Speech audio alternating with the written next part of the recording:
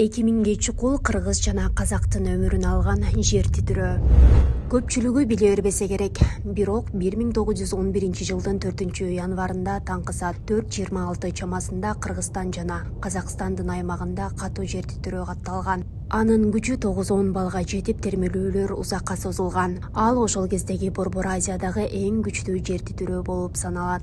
Жер титирөө азыркы Чүй жана Ысык көл аймактарын, ошондой эле Казакстандын ошол кездеги Верный шаарында камтыган. Чоң Кемин айылынын тургуну Баястан Калматаев бул жер титирөөнү айыл аксакалдарынан угуп чоңойгон. Чоң Кемин айылына жакын Көкжар деген айыл болгон. Ал жер азыр Бөлөкбайдын көчкүсү деп аталып жүрөт. Себеби Көкжар айылы 1911 жылдагы жер титирөөдө толугу менен жок болуп кеткен. Бир гана айылдын байы деп эсептелген Бөлөкбай аттуу адам тирүү калыптыр. Ал кырсык болгон күнү Кичи Кемин айылына конокко кеткен экен. Жер титирөөдөн кийин сапырылган чаң Көкжар айылында бир апта турган дешет. Өзөрбайдын көчкүсү деген дагы жер бар. Ал жерде 3-4 үй бүлө турчу экен.